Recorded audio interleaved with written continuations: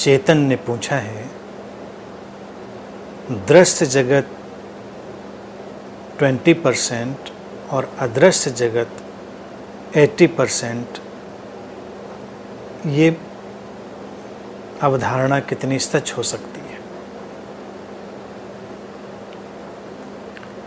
देखिए, अवधारणा तो अवधारणा है, उसमें सच्चाई की अपनी अपनी गुंजाइश होती है, लेकिन विश्व में ये 20 और 80% का जो एक विभाजन है, ये रोचक है।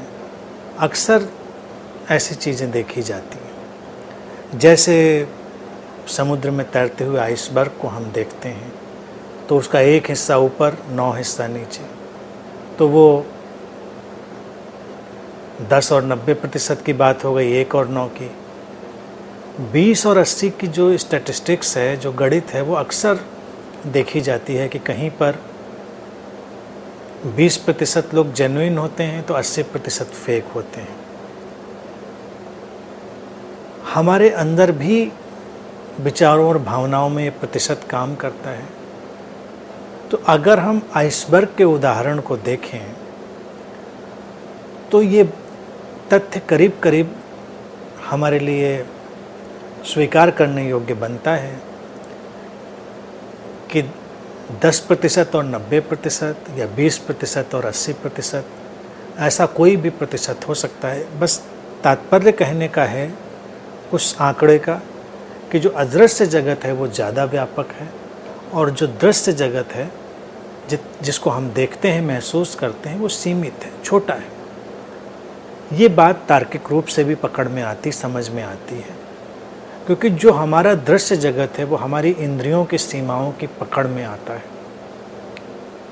जितना भर पकड़ में आता है हमारे लिए वो उतना ही होता है, लेकिन जो पकड़ में नहीं आता, जो इंद्रियों की पकड़ से बाहर छूट जाता है, वो तो बहुत व्यापक है, बहुत विराट है। अगर हम अपनी सामान्य इंद्रियों की ही बात करें तो उस संदर्भ में भी हमको दिखेगा कि जो हम देखते हैं, जो फ्रिक्वेंसी हमें दिखाई देती है, वो बड़ी सीमित है, और जो फ्रिक्वेंसी नहीं दिखाई देती है वो बहुत विराट है। हम कई आज के वैज्ञानिक युग में ऐसे यंत्रों से उसको देख और समझ पाते हैं। वही सुनने का भी सवाल है। हमारे लिए सुनने का एक जगत है और हम जानते ही हम बस 20 और 20,000 हर्ट्ज़ की बीच की ध्वनियों को ही सुन पाते हैं। उसके नीचे और ऊपर ध्वनियों का तो बड़ा व्यापक संसार हो सकता है, लेकिन हमारे जो कान हैं उसके लिए डिज़ाइंड नहीं है, तो हमारे लिए वो छूट जाता है। इसी तरह से हर इंद्रिय से संबंधित चीज़ें हो सकती हैं, सुगंध हो, स्पर्श हो, कोई भी चीज़ हो। तो तार्किक रूप से भी, वैज्ञानिक रूप से भी ये बात सामने आती है कि अदृश्य जगत ज़्यादा व्यापक है। भारतीय दर्शन ने इसको एक बड़े खूबसूरत ढंग से रखा था, उसको समझें तो और आसानी होगी।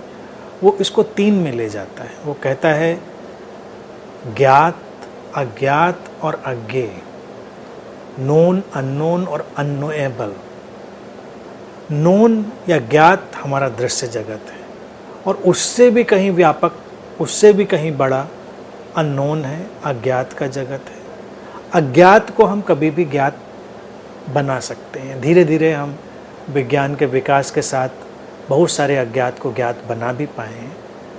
फिर भारतीय दर्शन कहता है कि तीसरा तल है अज्ञेय का, वो अनादि अनंत है, वो इतना व्यापक है, इतना विराट है कि उसको पकड़ा ही नहीं जा सकता। अज्ञेय, अननोएबल, जाना ही नहीं जा सकता। उसी से अज्ञात निकला है और ज्ञात भी उसी से निकला है। तो जो वास्तविकता है वो है अननोएबल की, अज्ञेय की, जिसे जाना ही नहीं जा सकेगा, इतना विराट है वो। तो वहाँ पर परसेंटेज की गणित भी ख़त्म हो जाती है। तो इस दृष्टि से देखें, जीवन के लिए उपयोगी है, हमको विनम्र भी बनाता है, हमको खोज करने के लिए तत्पर भी करता है, समझने के लिए हमको तत्पर करता है। अगर हम जानते हैं कि हमारी जानकारी, हमारी समझ सीमित हो सकती है, तो एक स्वाभाविक विनम्रता, एक स्पॉन्टेनियस नेचुरल जो ह्यूमिलिटी है वो व्यक्ति के अंदर आ जाती है। और जब वो जानता है कि बहुत कुछ अज्ञात हो सकता है, अननोन हो सकता है, अदृश्य हो सकता है, तो व्यक्ति सीखने और खोजने की कोशिश करता है, जड़ता को कम करता है। ये नहीं कहता कि जो मैं समझता हूँ वही सही है, जो मैंने सोचा वही ठीक है, जो मुझे दिखा वही अंतिम है। वो किसी भी बात को अंतिम नहीं मानता। गुंजाइश रहती है खोज की, जांच पड़ताल की, विज्ञान उसी पर विकसित होता है। तो ये उपयोगिता है इस सिद्धांत की, अगर हम इसको ऐसे देख पाते हैं।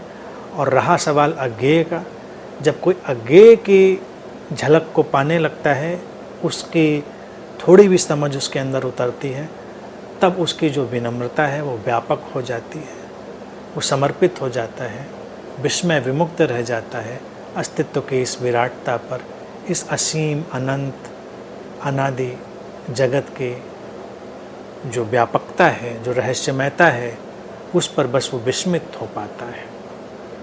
और वो उसको अतिशय रूप से विनम्र बनाती है। उस जगह पर, उस बिंदु पर ये जो दर्शन है या ये समझ जो आती है व्यक्ति को, वो उसके लिए बहुत उपयोगी है। तो अगर ऐसे देखते हैं इस सारे कॉन्सेप्ट को, तो सचमुच में ये हमारे लिए उपयोगी होगा।